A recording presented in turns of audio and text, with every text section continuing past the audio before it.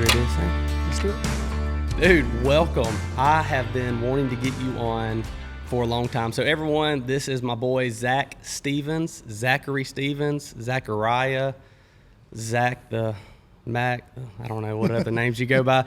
But I texted you before, or may have called you before the podcast even got started. Like one time last year, we were just talking about, like it was just in talks. I'm like, dude, I want to get you on. And I think even you came to my house to pick up something one time. Those hay bales. Yeah. And I was like, dude, you want to come on a podcast? And you're like, yeah, sure, just let me know. And then so I had an idea. I was like, we had a cancellation for this week for another one that we were going to do. And I was like, dude, this will be a perfect time. I was like, I hope you're not busy. So that's why I texted you. When did I text you, like 2 days ago? Yeah, something like that. Last week maybe? I don't remember. So go ahead, a little bit, tell us about yourself, introduce yourself, tell us a little bit about what you do for a living, and then a little bit about what you do, kind of what we'll be talking about today. So get us kicked off, baby. Okay, yeah. So my name is Zach Stevens. I am a real estate agent here in Monroe, Louisiana. And for a hobby, and I think the reason I'm here is I have several dogs. I have a scent detection dog, and I have a man trailing dog and a blood trailing dog that's now pretty old, and so he's mostly retired. So I really enjoy working dogs, and their noses are amazing, and just watching them work and the way they work and seeing what we can accomplish together. Yeah, so you had a news article about you here a little while back. Yeah, we've been in the news several times, local, national news. My man trailing dog, we found a missing man that had been missing for about 4 days was the first one, I think. And then we found another guy that had been missing for 5 days. Jeez.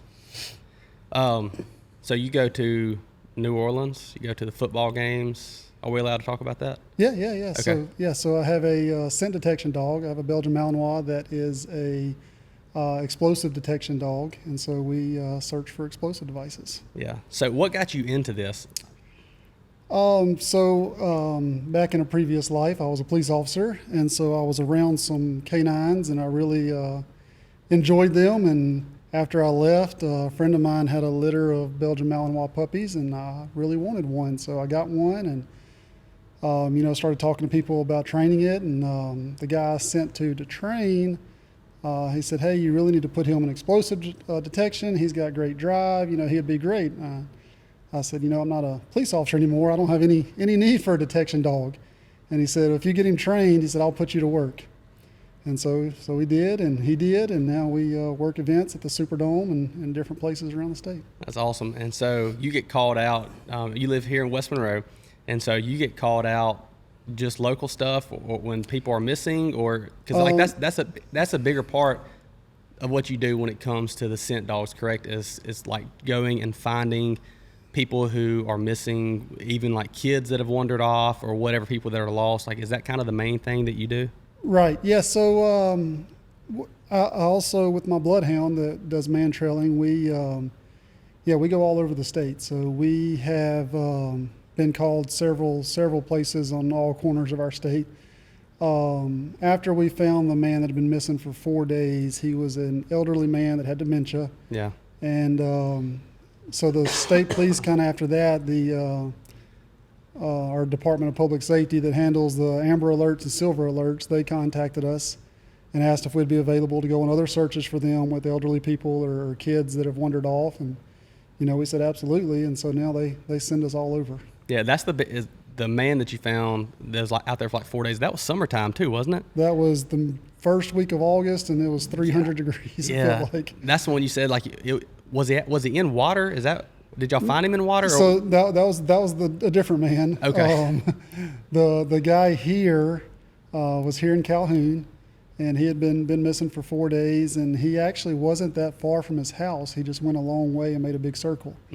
But it was so thick, and I was following the dog, and I didn't think there was any way an elderly man had walked through there, and sure enough, he had, and we went right to him.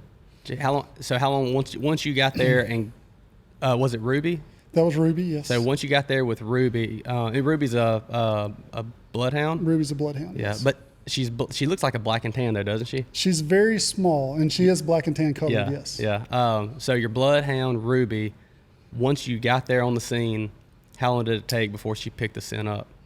Because I remember there were some like discrepancies there, like people were wandering around a lot before you got there, or maybe some other dogs were there. Or am I remembering that right? So when we originally got the call, well, let me back up a little bit with Ruby. So the reason I got Ruby, I was not looking for a man-trailing dog. I was looking for a dog to breed to my bloodhound that was a blood-trailing dog because he was getting older, and I was wanting to get a puppy before he got too old. Like human blood or deer blood? No, deer blood. I'm joking. And so I wanted a puppy off him, so I was looking for a female bloodhound, and a lady that I'd worked my mountain wild with, she said, "Hey, I got a man-trailing dog. You know, she's out of the prison system. They don't want to use her. She's small." And I said, I don't want a man-trailing dog. You know, I just need a bloodhound with a good nose. And she said, "She's the one you need. Come look at her." And so I drove down to Alexandria and watched her work. And I was raised around hunting dogs. I've seen dogs use their noses and sniff and work and hunt. And she was probably the most impressive dog I've ever seen with how she worked a trail. Yeah.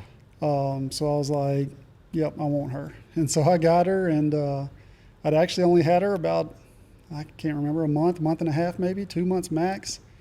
My cousin called me. He worked for the fire department. They had a missing man, and he said, "Hey, I know you got that dog that tracks people. Do you want to come out here and see if you can find him?" And I said, "I'm in Nashville, Tennessee right now." And so I didn't think nothing else about it. And, he was like, "Oh, okay." And what day was that on? I can't remember the day of the week. But we were in Nashville. It was probably a weekend. Yeah. And so we got back in town. On the way back in town, I actually spent a night in the hospital. I spent a night in the hospital on the way back to town, so that put us delayed getting home a little bit. Yeah. And then when I got home, I got up the next morning and I was getting ready to certify my mountain walk for the year. And so I was going to work him early that morning. And I happened to see on Facebook that the man was still missing. So I called my cousin back and I was like, "Hey, is he still missing?" He said, "Yes, they haven't found him yet. They've had dogs out there, lots of people looking. Nobody's been able to find him. Are you back in town? Why don't you go try?"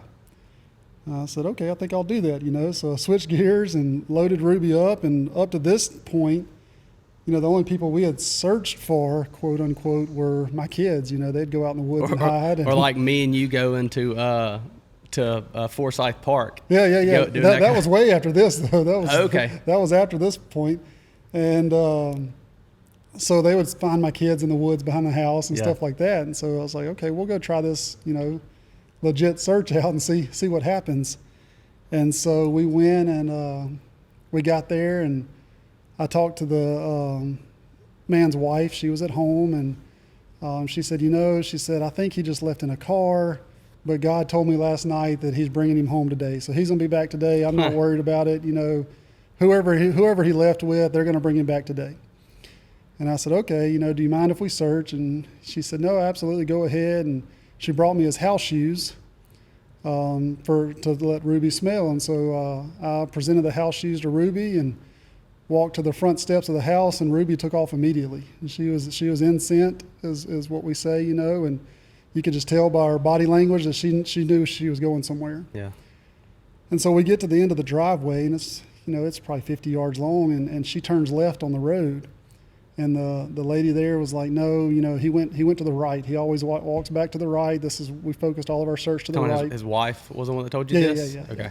And so we went, I was like, "Well, let's just see where Ruby goes. Everybody already looked to the right. Let's go to the left." And so we went left, and about 2 houses down, Ruby turned and went in the backyard. And so we get in the backyard, and there's a huge pit bull, and he's mad and barking and growling, and it scares her, scares me, and he's on a chain. And so we go back around the front of the house, and she's not in scent anymore. You can tell she's kind of shook up. So I walked her around to the other side of that same house, and her nose hit the ground, and she picked it up immediately again. So we went back to the road, and we kept going that direction down the road, and we went about another probably 50 yards, and she just jerked hard right down into a little ravine down in the woods. And so I was like, I don't know who we're tracking. We might be tracking somebody that was in the search party, but she's tracking somebody. Yeah. And so we go down through there, and the briars, like I said, are thick. It's like, I think it was August 5th. I mean, it was hot. It was hot. And so This is daytime? This was like 7:30 in the morning, but it was already hot, Yeah. And so we're going through these briars, and she's just pulling hard, and I'm trying to hold on and get through it myself. I'm all scratched up and tore up, and we go, I don't know how far, and I see a pair of blue jeans that are folded up with a shirt folded on top of them and a belt rolled up on top of that, all in a nice little stack.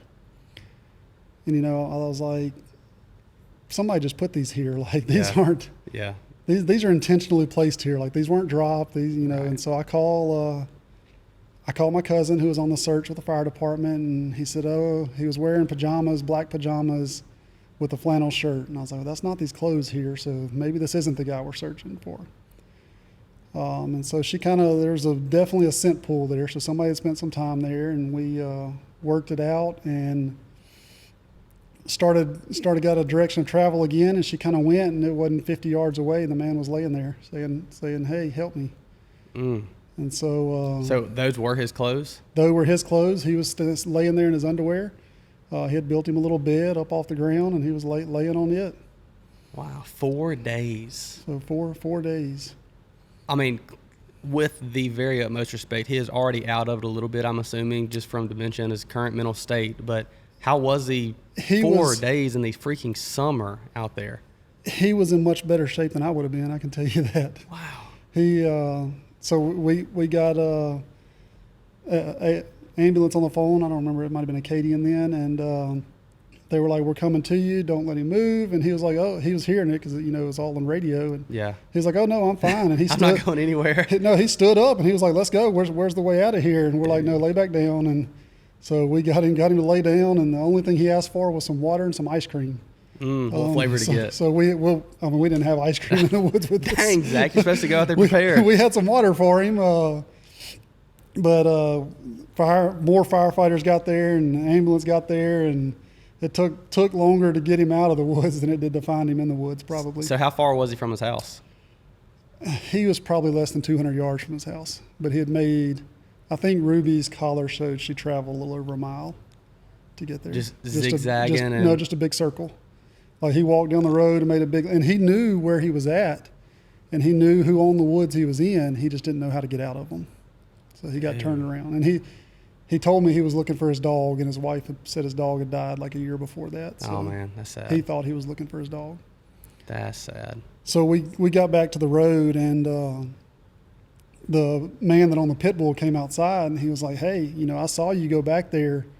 Mr. Harris goes back there every day and pets my dog. He's like, so she was definitely on his trail. Wow. And so I was like, wow, that's just that crazy. bulldog scared her. Yeah. Scared Ruby.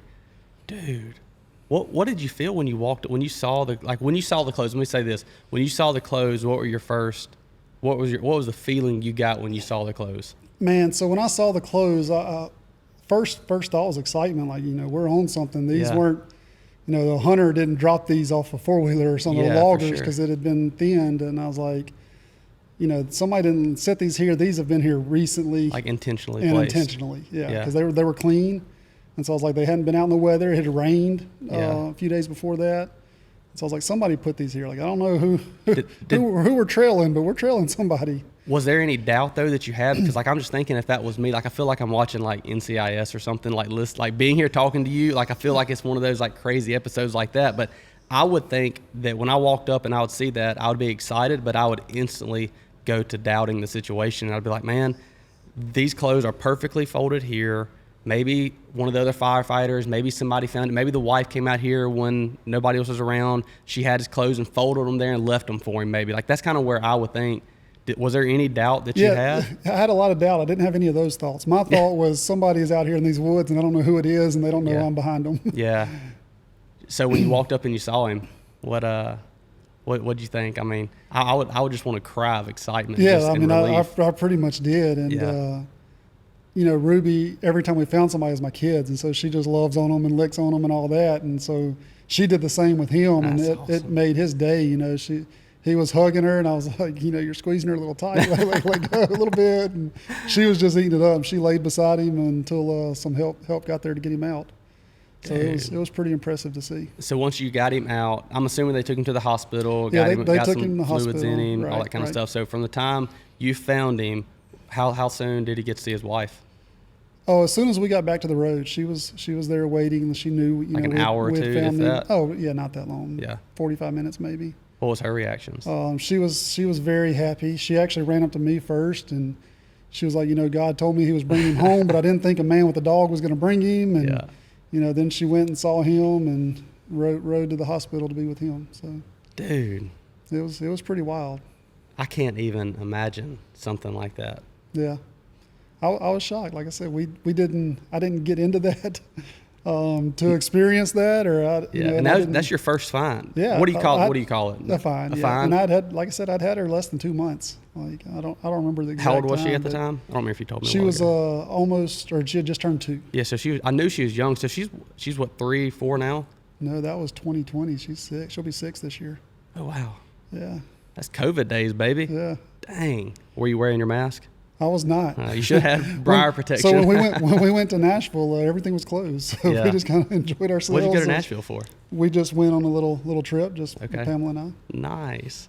What does Pamela think of it? And Pamela is his beautiful, wonderfully kind wife that you don't deserve. I'm in the same boat with mine. I don't deserve mine either, but I love Pamela. What does she think about all this, and especially like that? Yeah, so in the beginning, whenever I wanted to get a dog, she was not thrilled about it. Another dogs, we had several. I think at the time we had 3 or 4. All blood nose? No. We only had one bloodhound. Or bloodhound, I mean. And funny story, the bloodhound was actually her dog she had before we got married. Yeah. We had 4 dogs then. And so I told her, I said, what are the odds you'd be mad if I got another dog? And she said, 50%. I said, I'll take those odds all day. Shoot, let's get it, baby. And so I got the dog and brought it home. And she was like, well, I didn't know you were going to bring it home. I was like, 50-50 chance. 50-50. I'll take it. You're going to kick me out before you kick the dog, so the dog's staying. So she, she was kind of in the same boat. What are you going to do with a man-trailing dog? But she would go hide. If the kids didn't want to, she would hide in the woods, and we'd find her, just to give her something. And she thought it was fascinating as well. Yeah, that kind of stuff doesn't happen just up on a whim. Like Right. you not wanting a human scent dog, there being a dog that had an incredible nose, but is a little bit too small as I'm gonna say a pup. I mean, she is 2-ish or whatever. But Right. You had them not wanting her in the prison because she's too small. Is that really the main reason that they didn't want her? That's what I was told. I don't know that. So, I know both of her parents were in the prison. Yeah. So you got a dog allegedly just a little bit too small in the prison, and you pick her up, and shortly after you pick her up, you go and you find this guy when no other police force, no other dogs, no one else could find this gentleman. You go out there and find him. Like, that kind of stuff doesn't happen. Like, if that's the only good that ever came out of having Ruby, which a lot more has, and we'll get into that too, but that's worth it. Absolutely, 100%. And I knew right then, and Pamela knew as well. She's like, I'm glad we did that. Jeez. So from not necessarily wanting a dog to finding somebody, I mean, it saved his life, no doubt. Oh, 100%. Yeah, that guy, he'd be a skeleton laying out there with cottonmouths crawling on him for sure. If you wouldn't have found him. Dude, I forgot I knew the story, and again, there was a big write-up on that. That was one of the ones that went national, wasn't it? Yeah. So that was on Fox News. They did a little clip about it. Dude, that's wild. They need to get you on after this podcast. They're going to watch it, and either them or Joe Rogan, one of them will get you on to listen about this. Yeah, Dude, let's go. That really is wild. That's insane. So shift gears a little bit. So the bomb squad dog. So what's your Malinois? What's his name? Axel, that's right. How old is he now? He's almost the same age. They're about a month apart. That dude's bad to the bone. He'll freaking climb trees and rip an apple from the top of it. He's definitely a Malinois. Yes, absolutely. So what day-to-day stuff, I mean, you got to keep these dogs, you got to keep them oiled up. I mean, they have to stay ready to go. And I know you do the work. I mean, I know you take them out and you work with them. Do you work with them every single day?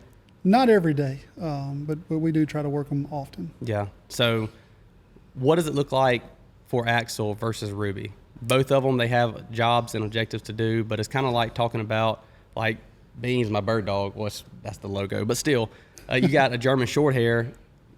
I don't work here. I mean, we live in Louisiana. I mean, he has an incredible nose for trailing deer, like blood trailing, and who really even does better. What's the gland in between a deer's hoof? Interdigital. Is that and that's where like if they get shot or stressed out or whatever it is, they leave that scent. Yeah. He does. Is that stronger than blood? Or Not necessarily stronger, but it's more accurate. so he picks up on trails, and I think you even told me that. I called you one time. Me and Craig, we went. He shot a deer, and it was late. Like, he went and looked all around, couldn't find a drop of blood or anything. And we went out there, and Beans, the first, he was. I don't even think he was 2 at the time, and he's blood trailed some deer. But it was all like artificially placed. Like Right. I'd go and get blood, and like you said, like get the. I think as you told me, like get the legs. Put some blood on him, maybe something like, I don't remember what all you said to do, but there's some things, and I did whatever you said to do and did that to him. But I took him out there with Craig in Columbia. It was an old cutover, or I probably have a new cutover actually, but it was a terrible situation. And he goes out there, and it's pitch black dark, and I have my Garmin, and he just locks up. It says Beans is on point because he was like 30, 40 yards in front of me. And I could see him, but he just locks up and he gets on point, just again like that picture back there. Right. And goes up there where there's no blood, there's no anything. We did find a little speck of blood, several feet, I'm gonna say maybe away, or maybe up the trail where the deer ran.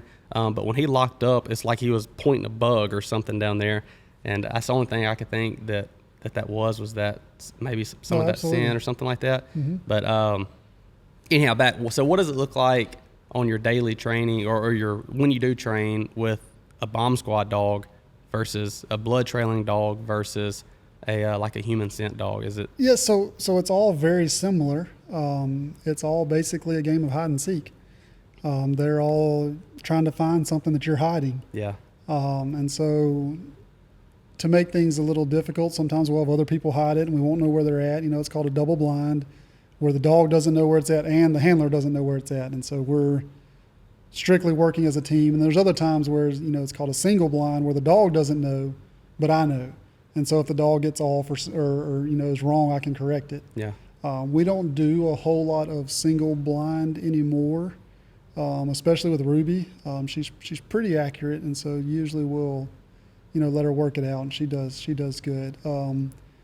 With my explosive dog, it's a little different because a lot of times I can train him by myself. And so I know where the articles are hidden. It's just up to him to find them. So what are you allowed to tell me what you train him with? Like what kind of scent? Yeah, we have several different scents. Some most common explosive scents that are used here in our area.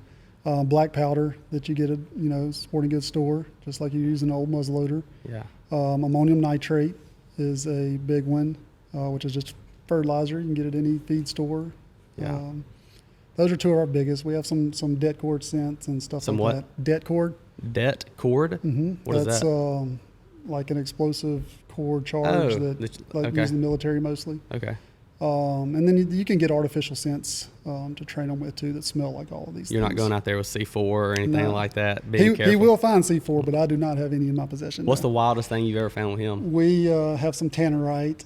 Thankfully, we've never found anything crazy with him. Okay. That's kind of the point. Yeah. But real quick, on the tannerite, you'll use tannerite to train him with that? Mm-hmm. Yeah, Okay. we'll use some tannerite. Tannerite, black powder, ammonium nitrate are the only, I guess you would say, authentic scents that I have. The other are pseudo scents. That's not the real thing. It's Just made up scientifically to smell like them. Yeah. Can he tell? And I'm sure you buy that specifically for training dogs. So they probably have it literally, no pun intended, on the nose of what say C4. I don't know, just some kind of bomb, whatever they make this scientifically. So we have found like C4 in training places, not in my house. Yeah, for sure. And we've trained with the pseudosense, and he does alert on them, so they must be accurate. Yeah, I can't smell and tell, but for sure. But they must be accurate because he does know to alert on it. So what's some of the more simplistic things he'll alert on that? I know you said you haven't found anything big with him, which is freaking great. You don't want to. Right. I mean, it's one thing to find a human. You want that. You don't want to find. So we've had some something. alerts on stuff. We've alerted on like a car that had a couple boxes of ammo in the door. Okay.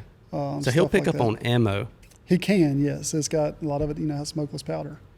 So and so he can pick up on it if it's a larger quantity usually. So me appendix carrying, and I don't shoot that gun. I don't shoot this gun every day. So it's like it has plenty of time for the scent to where if it's not active, like powder on it, could he come by me and just smell it up under my shirt? Theoretically, yes. And he doesn't search people. Now, so there are dogs out there that search people, and so the dogs kind of know their target zones. And so most of what we search with him is backpacks, luggage, bags, and vehicles. Okay. So he knows those are his targets. Like if he came in here, he would have a heyday with these boxes. Oh, He knows there's going to be something in the box, so he'd check every box in here. Yeah. Because Can he climb on top of some of the racks to get to them? Oh, he could definitely get up there. Yeah, I wouldn't let him, but he could. That's wild. If we needed him to. Yeah. But yeah, so he knows those are his called target zones of stuff that he's supposed to be looking for. Now there are dogs that are trained, and the company I work for is working on getting some now. They're called vaporwake dogs, and they were originated at Auburn Universities, where they came up with this training program, and they are trained to their target zone is people, and so they're walking through crowds. That's who you see at the airport, TSA, stuff like that. A lot of bird dogs. That's what I was about to say. I literally was waiting for the opportunity to say that. Again, I hate to keep talking about the spotted dog, but Beans, my German short hair, anytime I've ever seen, I think I saw, is it a Weimaraner? I think I saw a Weimaraner one time, and then maybe a lab of some sort. But most of the time, especially I just flew to Dallas and Oklahoma City. What's today? So anyhow, 4 days ago. So I just flew up there, and I saw two in Dallas, and both of them were short hairs. Yeah, so they have the thing about those dogs is they want to get away from the pointy-eared dogs. So your Malinois and your Shepherds, they don't want, because people are scared of them. Yeah. Because they look scary. Yeah. And so they're going to floppy-eared dogs, which are your bird dogs, a lot of Spaniels, a lot of Labs. Yeah. Stuff like that. Yeah, there's a lot of people that use, I mean, again, any of these hunting dogs, even like Labs, like the nose that they have for you to be in flooded timber, you shoot a mallard down, and that dude swims 50, 60 yards or further or whatever it is, and it's essentially a blind retrieve. You don't know really where the duck is. You just cast your dog out there, and he's swimming, and he picks a scent up on top of the water. All those dogs, they got to have a good nose. But I started seeing there's a lot of hog hunters around here. I started seeing people in the last several years breed bird dogs to like a walker dog or a cur dog, something like that. It's like a running walk or something like that, and they'll breed their bird dog to it to get that little bit of nose. What people like about the bird dogs is their nose, yes. It's also their energy. Wide and open. So my grandpa, he raised English pointers. Yeah. And I'd never seen a dog with so much energy until I got a Malinois. And Yeah. I was like, whoa. Yeah. But bird dogs have a ton of energy. They have the deep chest, so they can run all day long. Yeah. And that's why people like them. Yeah. So I remember at first, when you first got into it, did you have a Garmin when you had Ruby? I didn't originally, but I got one. Yeah, yes. like when you were out there with her then, on that first, when you found the gentleman, did you have a Garmin? On the first one, I did not. You no. didn't? Mm-hmm. Okay. So I know you borrowed mine for a little while, and it Right. wasn't very long, and you're like, I'm getting my own. But Right. did you ever find, I don't remember, did you find one when you had my Garmin? Did you ever help find anybody or anything? I don't remember. Possibly. I was about to post it on sale on Facebook. I got it sitting in the drawer at the house. What I have the same model as yours, so I yeah. don't know. Do you still have the 100 or did you get the 200? I still have the 100. Yeah, that 200. It's the Garmin Alpha 200i is the one that I have now, and it is a little bit of an upgrade between that one, like the 200i, because you have the 100, which is what we both started out with, and you have like the Astro series before that, but Right. the touchscreen, the Alpha 100, then the Alpha 200, and then the Alpha 200i. I don't think there's a new one out now. I think that's the 200i is the newest one. It's been out several years, but it has inReach built into it. And so it has a little flap on the side. So it's a satellite communication device, essentially. It has a little flap that you open it up on the side. It's a little red. I think it may be orange. It's got a little cap. You open it up, and it's kind of hard to get open. You pry it open and with your finger, and then press and hold the button down, and it'll send a signal out to local search and rescue, which I'm sure somehow or another that gets sent to you in some sense. If they needed to, they'd send that coordinate to you maybe. But local authorities would get notified of that, and that may be a good thing to get if you're ever off in somewhere and you don't have good signal or something, and you do find somebody or get in a situation where you need, like, I feel like a used car salesman. I'm not trying to sell it to you, but I was just trying to tell them the difference in it. But if you ever needed something where sales reception is low, that may be something you ought to look into, is get the 200i and it's cheap. I mean, it's like, I say cheap. It's cheap is relative, but it may be like $5 or $10 a month or something like that, and you can activate it whenever you want to. It may be $15 a month, but you have the app, the Garmin Explore app on. Like I have it on my phone, and so like when we went to Kansas this past year, I didn't have it on until I got ready to go up there, and then once I went up there. The day before, maybe the day of, we were driving up. I think we stopped somewhere and we stopped somewhere and got gas. And I remember pulling it out of my bag to go ahead and turn it on, just in case, to connect it and like reactivate the service in it, because it may take a minute to get everything up and rolling. But Right. so I remember doing that at a gas station on the way up there. But the 200i, you ought to look I'll into have to that. look at that feature. I Yeah. didn't know about that. Yep, it's pretty slick. But then you're running the TT15, the Garmin collar. And they have the TT15X now, and so it's kind of like Garmin's doing what Apple does. It's all essentially the same, except little bitty minor upgrades that they want you to pay an arm and a leg for. This situation, I think it's actually worth it. The TT15, I'll put the number, if I can remember while I'm editing this, I'll put the actual numbers up on the screen. But the battery life for the TT15, just say it's 15 hours. I don't know. I don't really remember what it is. It's a while though. It's a long time. It's 15 hours. And then the TT15X, I think it's like 40 hours or something. Oh, wow. Like it's a multiple X battery life on the two. Or on the TT15X versus the other, like the difference between the two. And so just having longer battery life too. I'm not being a used car salesman trying to sell it to you, but Spotted Dog, they do have it if you want any Garmin fishing or hunting electronics. So blood trailing, any tips, anything, someone listen to this and they're like, hey, we've listened to the awesome FBI stories of you finding, everybody in the world with Ruby. I just have a lab, or I have a weenie dog. Like, I don't know. I know that they are good dogs, actually. I said that. Yeah, and they actually do. They're actually pretty popular for and blood trailing. Yeah, that worked out good. But someone that just has a dog that's a yard dog or a duck dog or anything, or even me, like being a bird dog. I know I've asked you 1,000,005 questions about having like a multi-purpose dog, and me not getting to bird hunt a whole lot. Like, we go to Kansas typically several times a year. We have Wild Wings, and then there's other people. I forgot the gentleman's name in Bastrop, but he does bird hunts out there. Is what Rusty Cook.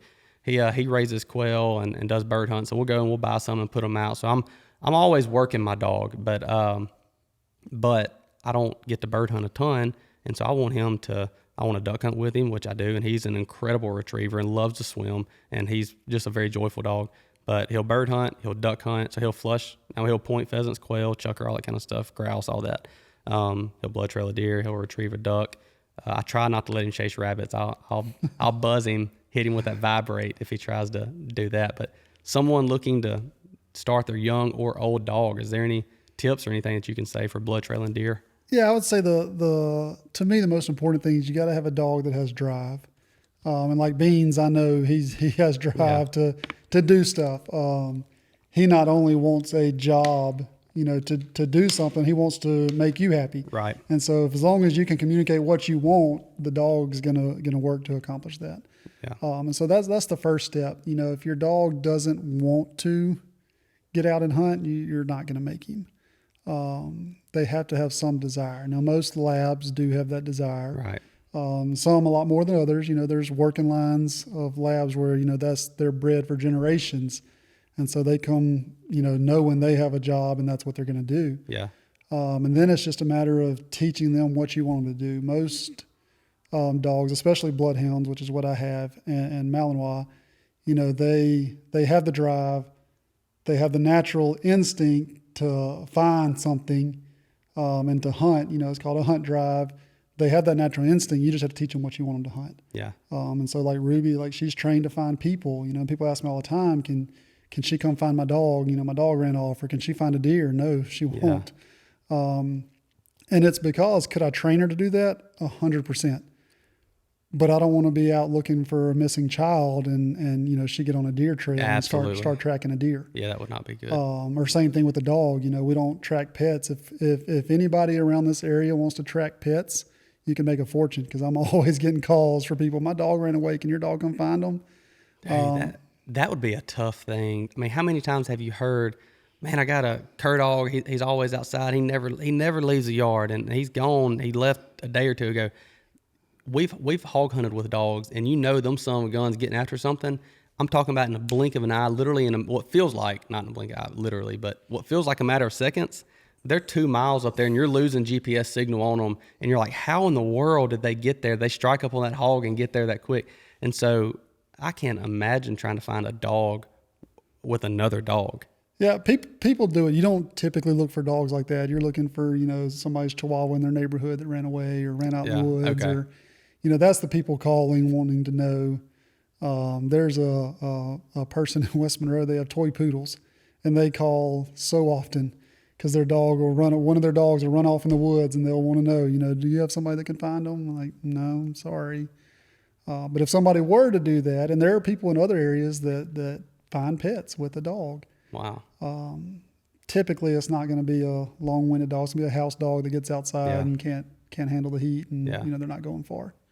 You said a while ago that the dogs are bred for different things, so or like bred to be a working dog, like the generational breeding into like labs or duck dogs. Like that's a big thing, and there's a different. Not saying you can't go get a free lab from the pound, rescue a lab mixed puppy and be the next world champion, retriever. Right. Not saying that that's not the case, but how many times have we heard that Billy goes and buys a lab, spends $1,000 on a lab, and at 6 weeks old picks out this beautiful big block-headed, lab, and then gets it home, teaches it to sit, stay, heel, a few things. It's a few months old, and then sends it off to school, hoping he can have a duck, really, jam up good duck dog that's coming up November.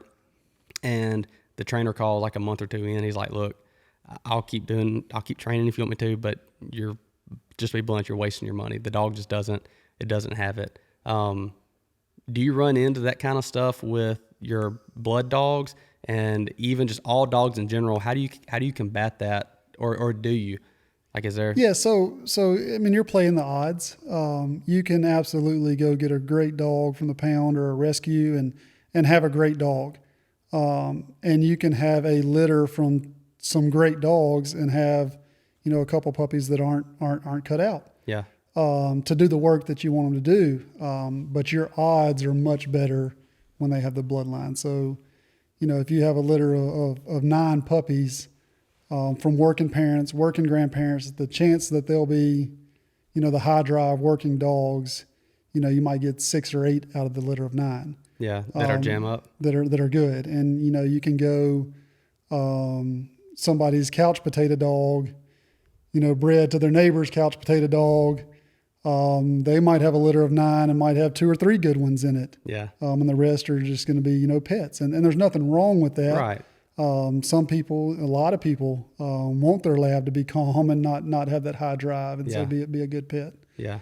So you're just playing the odds. So yeah, you can absolutely get a bad puppy out of good dogs, and you can get a good puppy out of not so good dogs. Do they offer refunds on that kind of stuff? Typically no. Typically they don't. Some breeders will. Some breeders will take them back. Really? I said that jokingly. I've never heard of that. A good breeder will look at them when they're 8 weeks old and can say, this is a high drive puppy. This one needs to be a pet house. So what are they looking at? Literally just energy levels, or like the attentiveness of the dog? Or? All of it. They'll look at their energy, their attentiveness, the way they problem solve, just amongst their litter mates, or, but I know people that'll start running trails with dogs at 8 weeks. Ruby had a litter, and I would take food, and make a trail, and could see who followed straight there and who got sidetracked and who didn't care to go. Oh, so it's literally something that simple. Yeah. Yeah. The little clicker? That teaches them to hunt, yeah. So that's what I did with my other bird dog before Beans, but even Beans, I saw the proof in the pudding on the clicker, and it worked really good for me. Some people, they don't like it. It worked. I know people that swear by it, and I know people that hate it. So I've never used it. It was one of those things. It was like, I don't need a clicker to reward my dog when he does something right. With Beans, he could be the only one in the world that I ever have that's like this. But with him, he's still, I'm talking about, if you want to get him excited about life, you go and you hit that clicker with him. And I'm telling you, that dude, his ears will perk up, and that little stub tail starts wagging. I mean, it'll burn a hole, and it'll start fire, like on concrete. That's how much friction from that tail. But but yeah, when he was young, we got him at 6 weeks. Me and Jacqueline went and picked him up, and it was right after Rice. My other bird dog, Russell. I think Russell. No, Russell named Beans. I think Russell named Beans. So Rice. Back in college, I was farming and helping my wife's dad, and so that wonderful man, which I did not deserve, he did so much for me, but. He ended up letting me farm 17 acres, which I think I was too irresponsible to even farm it. I didn't have a clue what I was doing. I was probably the worst farmer ever. I know I'm sure I was the worst farmer ever. He's probably listening to this right now and be like, oh, I'm glad those days are past us. But he probably felt bad for me and gave me 17 acres to farm, and we did rice in it because we thought about putting some crawfish in it and trying to farm that too, and just for fun, just doing it.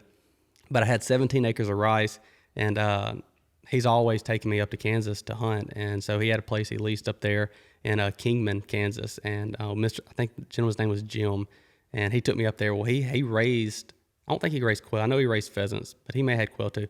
But he had a huge fly pen. I mean, it was a massive fly pen, and we went up there, and I've never seen a pheasant. I don't even think I've seen one like in real life, you know. So we went up there. We had a little female, real small, like 40, 45 pound little female German short hair, real dark color.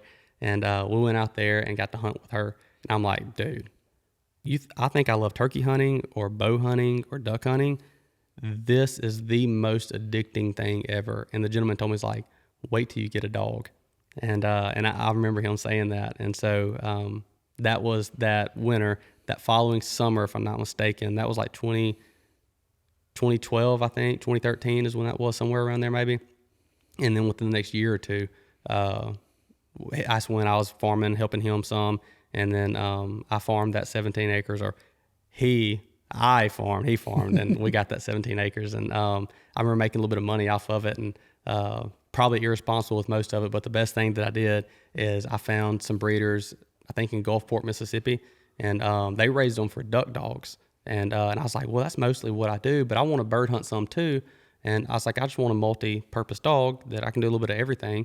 So I want a good duck dog more than anything else. So I went down there and looked through them all and got a beautiful puppy.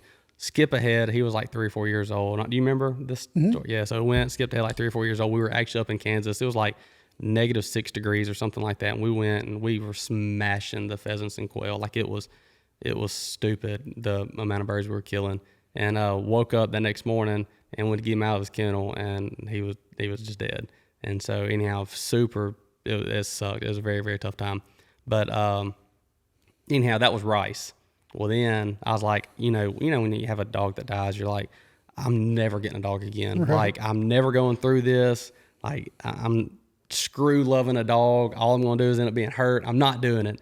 But the best thing you can do 6 weeks later, the best thing you can do is get another dog and just love on that dog. And so I think Jacqueline, maybe my wife, she contacted the breeder. I think I may be getting this skewed, but long story short, we got in contact with the breeder, and it was the same dad but a different, because they had a bunch of dogs, but it was the same dad but a different mom. And the mom was a bird, and I wanted a bird dog, but the dad, he still duck hunted a lot. And but the mom they bought from somebody else because they started having interest in like upland hunting and stuff like that. And I think there was a trial, like the hunting trials that they did down there, and so the popularity of that picked up, and just German Shorthairs overall, the popularity in those dogs picked up. Just know that they are crazy high energy, like you said before you go get one. If you're not expecting it, you'll be miserable, and so will the dog. It's not an apartment dog, and you have to work. Absolutely not. But long story short, went and got this puppy, and I didn't know its name. I think Russell was cutting my hair, and I told him I was getting a dog or something, and so it got brought up, and he's like, dude, you need to name him Beans, have Rice and Beans, because my first dog I named Rice because we went down there to pick him up, and we didn't know what to name him. And maybe once we got him, we talked about a few different names and didn't really know what. I think I may have talked like Clyde maybe, or Fred or something. I don't know, which are not bad. Funny enough, I have dogs named that. I knew Clyde, but you have a Fred? I grew up with a Fred. Best dog I ever had when I was a kid. Was he a bird dog? He was not. He was a Catahoula cur dog that he did everything. Nice. We coon hunted with him mostly. Yeah. But he'd squirrel hunt. He'd run hogs. He would do everything. Yeah. But on the way back, I was like, I don't know what to name this dog. And so she's like, use your rice money, like the money you made from selling your rice, just name him Rice. I'm like, that's a great idea. And so anyhow, I stuck with Rice, and then I didn't know what to name Beans, and I still wasn't excited about it. And I knew, I was like, I love this. I love hunting and having a dog and running a dog too much. I've got to get another dog. And so, so I ended up naming him Beans. So thanks, Russell Moore at Rumo's Barber and Salon in West Monroe. Yeah, I remember when you came with Beans. You probably just had him a few days. I mean, the size of this microphone. Brought him in my office. He's climbing all over me. Like, I think I'm gonna name him Beans. I was like, dude, you have to name him Beans after Rice. Dude, and he is such. I see so much in like of Rice and like how Rice was in Beans. I see a lot in that, but the drive, you're talking about that earlier, just having that hunt drive. I'm telling you, I don't work him on the upland as much as I should. I'm pretty confident to say there's very few. There's 2 dogs that I've seen out of all the dogs I've hunted with in the last. We've been hunting hard and heavy. I mean, like multiple times every year, Oklahoma and Kansas. Even back here, running dogs here at the house. Out of all the dogs I've seen, there's 2 dogs that I've seen that I would say are better than Beans, and they hunt all the time. It's my buddy Nate up there in Kansas. He came down. I don't think you met him, but anyhow. Really, really good friend of mine. He's one that kind of taught me everything I know, so to speak, when it comes to running a bird dog. But his oldest male, Dez, he actually just passed away, and he was like 9 or 10. And dude, I mean, it was like a 90-pound bird dog, I think is what he was. He was freaking. He was black and white instead of like the liver and white, but he was black and white instead of brown and white. And but he was huge, and he had drive, dude. He had to be half Malinois. He was bad to the bone. It was stupid. And then he has a pup now, and she's a couple years old, but Nellie, and she's a black and white, short hair. And dude, she just has finesse. Whereas like Dez and even Beans too, they just use like their size. And Beans isn't 90 pounds; he's 65ish, but just like a tall, lanky, big bull-chested thing. But it's like they're using power to work. And this little small female, which probably reminds me of Ruby. She's using like finesse, like she just. I was about to say, sounds just like Ruby. Yeah, she's very like lurking in the shadows when it comes to hunting down a dog, and like the style she has. You're talking about the English pointers earlier. You know, I mean, they just lock up and they look like a statue, like just a marble, showcase of something. That's what English pointer looks like when they go on point. Mm-hmm. She's not quite English pointer style, but that's how she is. She just looks like a piece of art when she's working. And so, with all that being said. Getting back to what I was saying about Beans, I don't work him on birds, but just the natural talent and drive that dude has, I don't deserve him. It's unreal. Like you go out there and he hasn't smelled a bird or been on a bird in months, 3, 4, 5 months, and you go out there and you let him out of that gunner and you put the collar on him and his vest, you tell him to hunt him up, and that dude, I'm telling you, if there's a bird within a mile from there, he's gonna have that son gun locked down on point. And he's not going to lie to you. Like, you call it slick treeing for, like, coon dogs and stuff like that. Right. He's not slick treeing. He's never slick treeing. Matter of fact, this past year we went up there. It was so cold. It was brutally cold. And we went and we just hunted this field. It's called, actually, I'm not going to say the name of the field. But my boys are listening. It starts with an S. But we went and we worked this field. And it's loaded with the birds. It's got a pond out in the middle, so it's got food around it, water. Like, it's just a safe haven for these birds until we show up. And we go out there and we did one push down the field, and I think we pushed back. We may have driven right back around, but we went back right where we started, and we were walking around the pond. And those birds move just like every other animal in the world does. And but right on the edge of this grass, like this native or just CRP grass, right there on the edge of it, we're all shooting the bull. I think either me or somebody else was peeing, maybe. Like, we're not even hunting; we're just sitting there. And Beans, he locks up right there. I mean, from me to that silver stand over there, like just 15 feet, like not far. Right. And he locks up on it, and we say something. And of course, I'm not that I'm the veteran, but out of our group that went this time, several guys from church came. They've never killed a bird.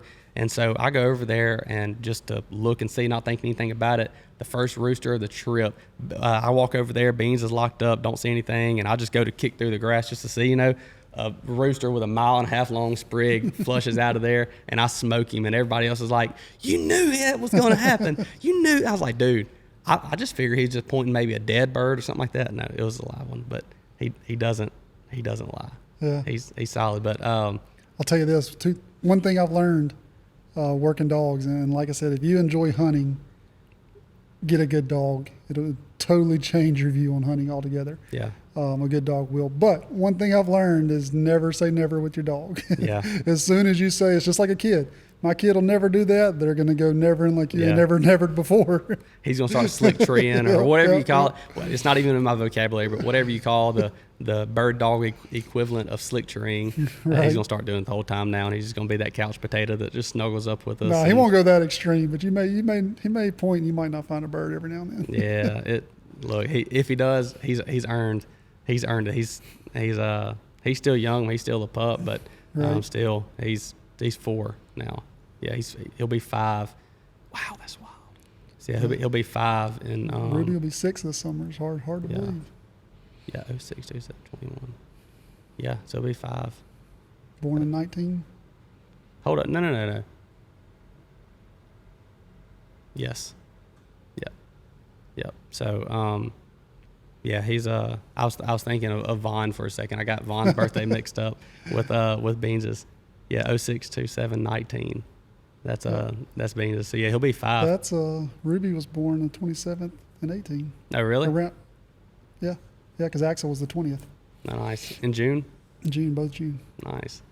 Well, so what dog, just getting back really quick to the bomb dogs, to the human scent dogs, that kind of stuff, like you never really thought you'd kind of get in that, but here you are, you are the guy. Everyone and people, the guy that was here, Hayes, that was here earlier, like people, they know about you because of the dogs and the stuff you've done with it. Do you have any kind of crazy story? I mean, you've already told us a few. That first one with the guy, that's wild, but any other wild stories or just something interesting?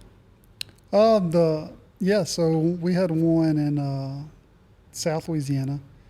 We were sent to, and it had actually been 4 days, and they called us I don't remember, 4 o'clock in the afternoon. And state police called us, and so or DPS, and we go down there, and I'm like, look, it's 4 o'clock. I'm working, and it's a 5-hour drive, so we're not gonna get there till late tonight. That's fine. Can you go? Yes. Yeah, we can go. So I go home and load up and pack a little bag, and we're on the road, and we get into town about, I don't know, it's probably 10 o'clock at night, and they've stopped searching for the day. And my contact at the state police was like, they're saying they're not going to go back searching. It's been 4 days now. This is the night of the 4th day, and so I think they're going to call it in the morning. And I say, okay, what do you want me to do? And she said, well, I can't get the local guys. They're not going to come search with you tonight. If you want to go, you can. And that's a big no-no in search and rescue, And Talking about like going by yourself? Yeah, right. And because you don't know where you're going. Right. I'm not from that town, don't know anything. So Right. I'm talking to my contact state police, and she said, just see if you can get a direction of travel. Which way the man went. We're getting people calling in saying that, he's in all these cities, 3 or 4 hours away. Everybody in South Louisiana is seeing this man at the gas station now. What's the description of the guy really quick? So this description was a 80-year-old black man in a white shirt. Okay. So not much to go off of. Yeah. It's like saying a white dude in a black shirt. That's this most is all I know when I get there. And so, people are calling in all these tips from all over, Lafayette, New Orleans, Baton Rouge. This man's, he's at Waffle House right now. And so they're sending local police to all these places. And of course, none of them are him. Right. And she was like, look, just take your dog and see what you can find. And so we get on the road. We know there's video of the man leaving his house. So we have that video. We know what he's wearing. We know which direction he's going from his house. Driving or walking? Walking. Okay. What's the type of terrain you're in? This is it's a little dead end street that's pretty much a subdivision. But off of this street is solid woods. And so, like I said, it's 10 o'clock at night. I've never been here before. Thick briars? I don't know I don't know. All I can see is woods. It's pitch black. So we leave, and, the family's there, and Ruby picks up, and we go down the road, and she kind of goes back and forth a little bit, and we get to the stop sign, the end of the dead end road, and she goes left, and left is the way kind of away from town. And again, they're all telling me, no, we know he went back towards town because we have him on camera going here, going there. I'm like, let's go see. And so we keep going left where Ruby's taking me, and she's kind of going back and forth across the road, and she'll go up in the woods a little bit and come back, and then she'll go to the other side and go in the woods a little bit and come back, and we're kind of doing that for probably half a mile maybe, just kind of back and forth. And I'm like, she smells something, I don't know if she's really on his scent or, I don't know. Well, we get keep doing that. I mean, long ways, and then there's woods on both sides, no houses. Right. And so we get to one point, and she like takes off running up in the woods. And I'm like, Ruby doesn't normally do that. She's steady. She's just a calm and steady pull, and Yeah. so I'm like, all right, I'm probably not supposed to be here, but I'm going to go in these woods and see. And There's nothing really off limits when you're searching for a human, is it? I mean, like, I know you're not supposed to trespass technically, but who's going to be pissed at you for going on their property looking for a human? That's kind of a gray area. As long as you have, police officer, sheriff deputy, or Yeah. whoever with you, you're fine. Yeah. This night I did not. Gotcha. And so, because they were done for the day. Right. And so I go up in the woods a little bit, and she's on something now. She's pulling hard. We're in ankle deep water. They'd had a bunch of rain, and so it's flooded timber. It's thick. And so we go in there, and the water's getting a little bit deeper. I have no clue where I'm at. I don't have good cell service. She's pulling. It's so thick. She's on I think we were on a 15-foot lead that night, and I couldn't see her. But I could just feel her pulling, so I was staying with her, and we're probably 100 yards in the woods. And, I'm seeing snakes everywhere. I can't see lights anywhere except for the light I have. And I'm like, she's going to get up there and get ahead of me, and she's going to get bit by a snake. I'm pulling her out.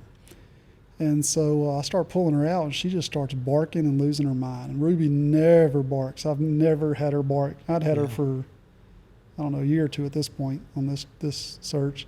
And I've never heard her bark on the trail. And I was like, something's up. And so she's just barking and snatching and jerking, and I'm like, no, come on, let's go. And so I pull her out, and after a little while, she calms down and comes out with me. And so I call, my contact, sheriff's department, and he says, well, meet me back there in the morning at 7 o'clock. Okay, so I go and get a hotel room, come back next morning at 7 o'clock. To where we were, and I call him, 7:15, where you at? Oh, I'm not coming, but you have permission to go in there. And I said, I'm not going in there by myself. And he was like, we're not sending anybody else out there today. And I said, okay. So I was like, I'll check this little area, and then we're leaving. And so we go in there, and I take her back to the exact same spot, and she's not really hitting anything. And I'm like, something's off about that. And so the water's going down a little bit. It was flowing, and so it's a little bit shallower now. And like how deep was it the night before versus the night now? before it got up over my ankles, Yeah. and now it's back, a couple inches, maybe an inch or two. And there's some spots not in the water at all. Yeah. And so we go, and she's not really hitting, but then about probably 30 yards from where we were on the line last night, she picks up another trail, and I'm like, okay, maybe this water, is blowing the scent around, which is surprising to most people. Water holds scent. They think a dog can't track in the water, but water actually holds the scent better. Yeah. And so we start tracking. Well, we get from where we were the night before, maybe 20 more yards, and there's a pair of blue jeans. And I'm like, this rings a bell. This rings a bell. And so the blue jeans are clean. They're floating on water, but they're clean. The butt's dirty, and that's it. And so I was like, somebody's been sitting down. And so I called my contact with the deputy, and I'm like, hey, do we know what size pants this guy's wearing? Because I knew he was wearing blue jeans in camera. And he said, let me call you back. So he calls the family, calls back. This is his size. I'm like, these are his pants. And he's like, no, you're joking. Like, you didn't find them. I'm like, I sent him a picture. He said, we're on the way. And so then about 40 deputies show up. We start tracking, and this is where Ruby's just zigzagging back and forth through all these woods. It's thick. There was one little area that she just kind of kept going around but wouldn't really go in because it was thick. There was a bunch of trees down, and we come back out to the road, and like I said, we started early. I don't remember what time it was. it's time where she was tired, and she goes a long time before she gets tired. So I'm like, she's got to rest. So we get out, and the sheriff himself's there at this point, chief deputy, and they're like, what do we need to do? I was like, I don't have another dog. Like, this is day number 5, right? This is day 5 now since the man's been missing. I was like, look, I can't promise you he's in these woods right now, but he's been in these woods before today. Yeah. And so he might have left, but he's here. And he was like, we've had dogs out here. We had a search team out here. He's not out here. And I'm like, I'm telling you, he's out here. And he's like, well, the pants make me think that. Do you mind if we call in more dogs? I was like, no, like, you need somebody else to look while Ruby's taking a break. And so they call in these dogs. Well, then I realized that the dogs that had searched before us were cadaver dogs. And so cadaver dogs aren't going to alert on a live person. Right. And so they take these dogs back out, same dogs. They take them back out again. I'm like, look, at this point I have Ruby's GPS collar. And so I'm like, you see this right here. Like, you see where she went around and around. Like, this is the only area of those woods we didn't get in. He's in this area, and it was probably, I don't know, less than a probably 200-foot radius circle. And I was like, if he's in here, he's going to be in there. And so they start going, and they go in there with 3 or 4 cadaver dogs. And a whole team, they're going to grid search. Everybody walk in a line, and they go in there, and one of the deputies trips and falls. And when he fell right beside the man's foot that was underwater. And so the man had laid down in the water because the mosquitoes were so bad and just had his face above the water. And so that deputy tripped and fell and landed by his foot underwater, and that's how they found him. Still alive? Still alive. He was laying there with his mouth and nose out of the water so he could breathe. Holy smokes. That man he was a logger back in his day, and he thought he was logging timber. And so that's why we had all the zigzags. Like, we were actually on a trail where he thought he was logging. Wow. So they got him out there. He wasn't in as good a shape as the first guy, but he was still very, very good shape, alert, everything. 5 days. Holy smokes. And he was probably, where he was at in the woods, probably 400 yards behind his house. It's not the direction he went to get there. Yeah. But that's where he was. That's wilder than the first so story. he had taken his clothes off because of bugs and the heat, and laid down in the water to try to get away from the bugs. What time of the year was this? This was in either end of June or beginning of July. So hot. Definitely summer. Oh, yeah. It was hot. Jeez. Why can't people go missing during, right. during this Nobody really wants cold? to wander around when it's cold. Yeah, I know it. Oh, man. Or if they do, they don't get far. Jeez. So you weren't there to find him, though? So I was their sheriff's office has a very sophisticated program that their SWAT team uses, where everybody's got basically a GPS tag on them. And so I was watching on the monitor, and we were kind of directing them where we thought they needed to look. So we were sitting in the truck on the computer watching everybody and talking via radio. So we weren't. Did you see the monitor of the guy that fell? Like, did he have like a camera on him? Like, No. They didn't have cameras on them. It was just we could see their pin on the map. Yeah. So it wasn't like a live feed or nothing. Dude. And so where we were at in the truck wasn't 100 yards, so we jumped out of the truck and ran in there to him. But yeah. So it took a minute to get to him. They had to move some limbs and trees out of the way to be able to move him, to get him out of there, out of the water, and then to get him out to the ambulance. And he was responsive when they got him out? Mm-hmm. So when Ruby was barking and throwing a fit. The night before, she was close. How close you think? I mean, less than 20 yards. Dang. Yeah. But see, you just don't know. Right. Like you just don't know what you don't know. But also in that situation, like, she's never barked before.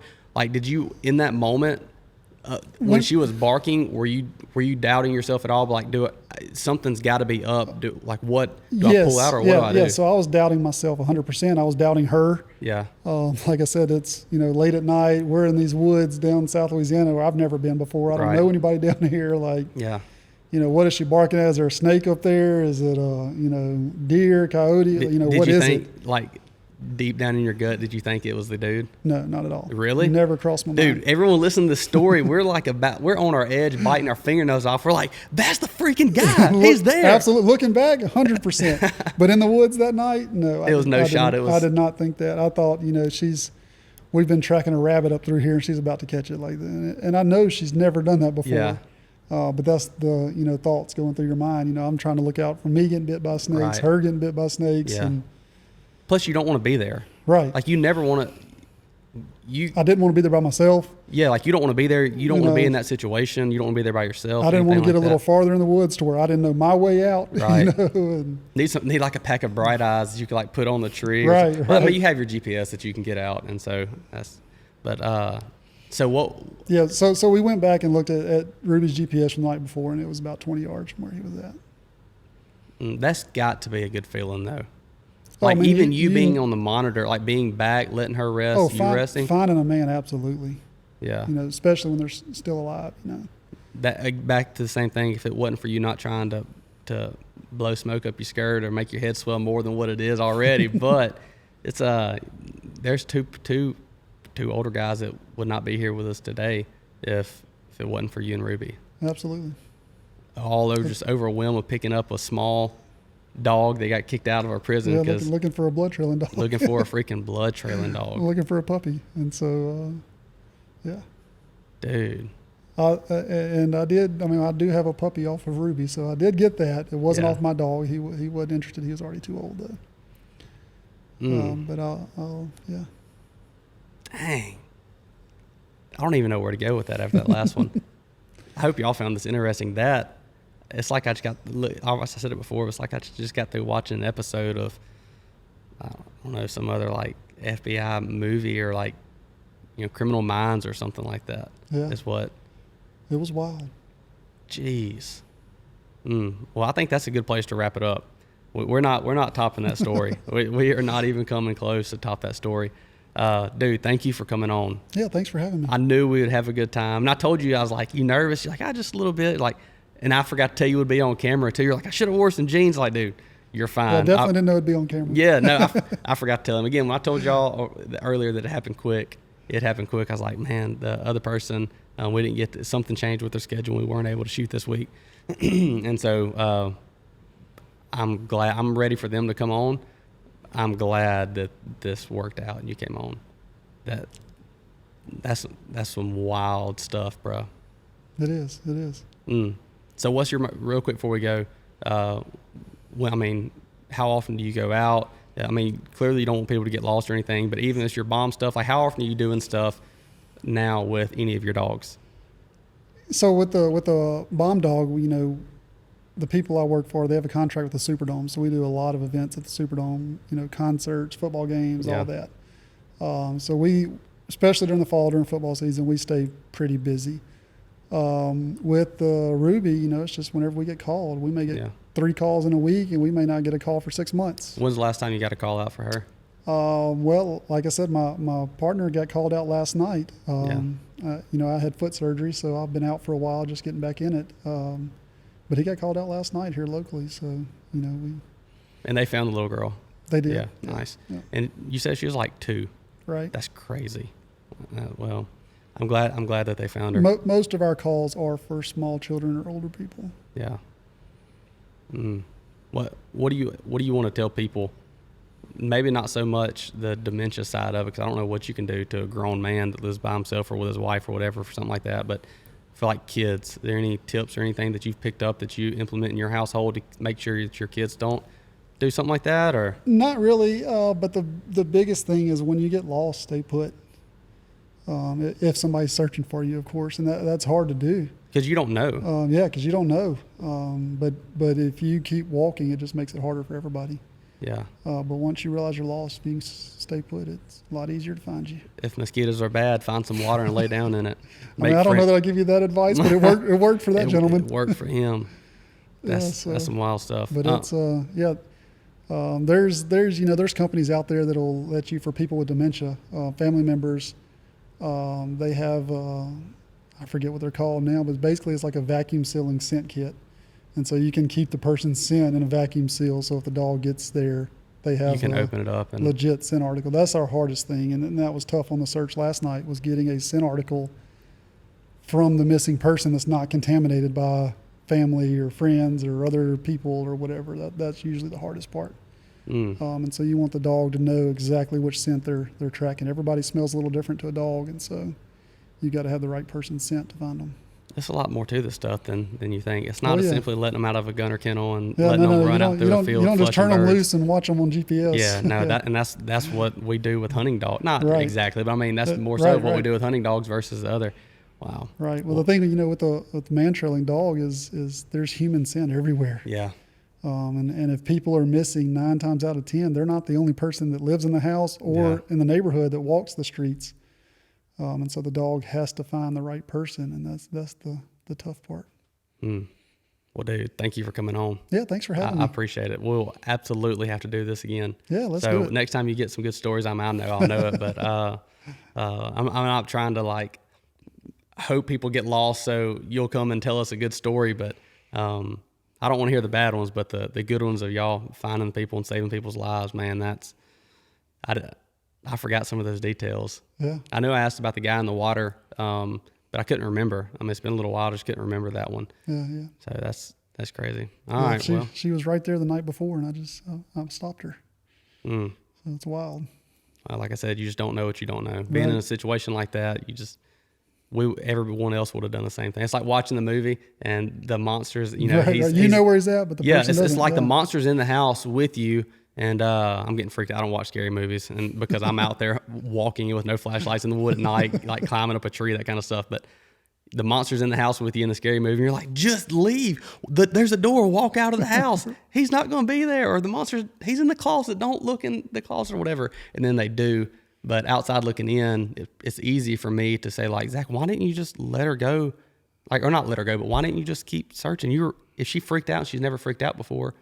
But that's that scary movie in the closet. I mean, a scary movie like a monster in a closet kind of thing. I'm watching, I'm hearing the story. I'm like, well, of course that's where he was. But being in the situation, you don't think of, I mean, you're more experienced than anybody else in this area that does this kind of stuff. And you didn't know that. So just being there and just, I didn't. it's not, Like I said, it's a lot of different variables. She was barking at the animal or something. She never does that. Wow. Well, again, thank you for coming on. Check out that Garmin Alpha 200i. I'll have to look at And I that. have mine again. You're always more than welcome to. I use it when we go hunting, or I use like any kind of elk hunts or any kind of, like, if we're even going camping or even going on a trip, I'll take it with me. That way, if I get somewhere where I don't have cell reception, I always activate it and take it with me on my trip. I'll just power it off, like go ahead and activate it, power it off, stick it in my backpack or my car or whatever it is. And then that way I always have it. So if I ever don't have signal, especially up in Kansas, like deer hunting or something on our place up there, I don't have signal at the very, very far back in the south part of the property. Signal is almost non-existent. And so having it where I can text Jacqueline off of that and be like, hey, made it to the stand, and it'll text it to her from this, like the Garmin number. Right. And then like, hey, just got off the stand or whatever. Keeping her updated is good. But dude, I can't get over that last one, laying in the water with his mouth and nose sticking out. That's crazy.